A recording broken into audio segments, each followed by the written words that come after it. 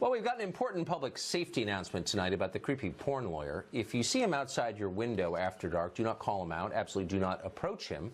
He may be dangerous. He will certainly be oleaginous.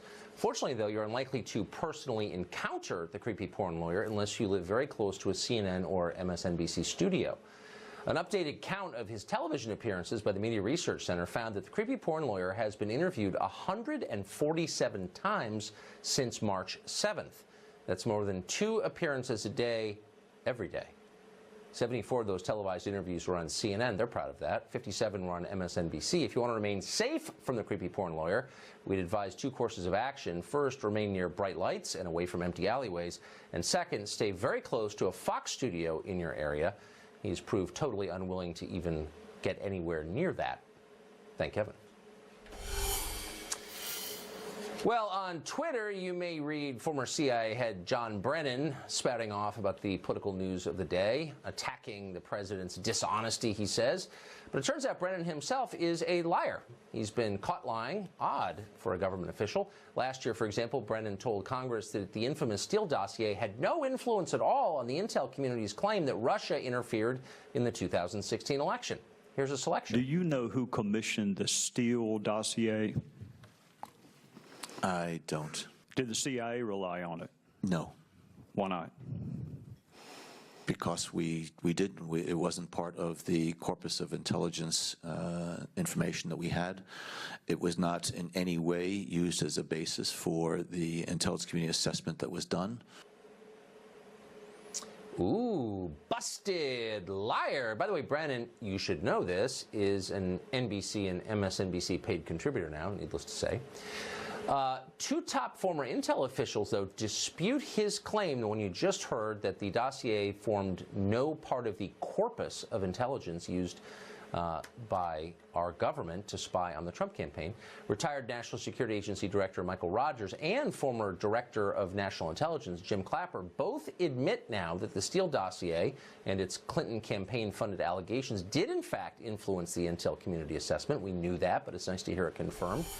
Molly Hemingway is senior editor at The Federalist, and she joins us tonight. Molly, I know you've been following this carefully, a lot of these stories seem to lead back to this guy, John Brennan.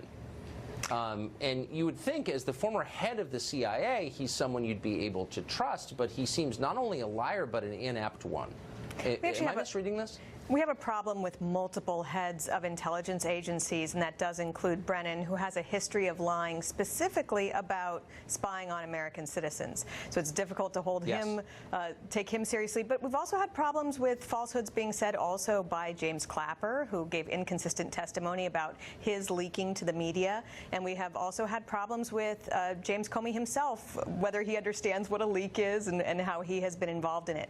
But one of the things that's interesting is Clapper and Comey have been so much a part of this story, and we've seen their names a great deal. But Brennan has been able to kind of stay out of the limelight until recently, where people are starting to piece together just how integral he was to the entire Russia narrative. So, for instance, there was he actually... a time... Well, please go ahead. Yeah, he actually launched the investigation. He has bragged about how he was involved in launching the investigation. He also was really key in briefing Harry Reid, which Harry Reid has said he understood that he was being briefed by Brennan specifically so he would leak that information and get it out to the media and also pressure James Comey. And then, these other things that are interesting that are coming out now about how he claimed that the dossier wasn't used, which made no sense already because we know the dossier was used to secure a wiretap against someone in the Russia investigation. And also just, it just stands to reason that it would have been included. But now we actually have people who do have a little bit more integrity, particularly Mike Rogers, saying that, of course, it was used in the intelligence community assessment. It's becoming clear that a lot of the secrecy surrounding these activities is designed not to protect the United States from foreign threats, but to protect the misdeeds of the people gathering the intelligence. It's CYA.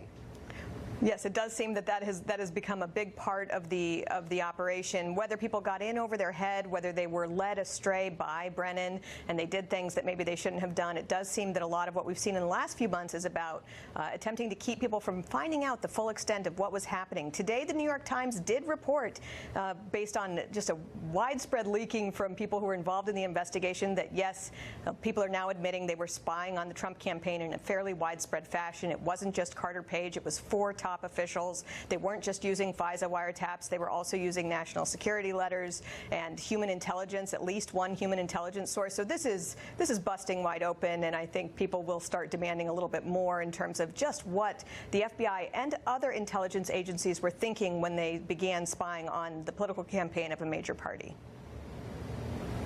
Liberals used to be worried about things like this, not anymore. Molly Hemingway, thank you. Thanks for that.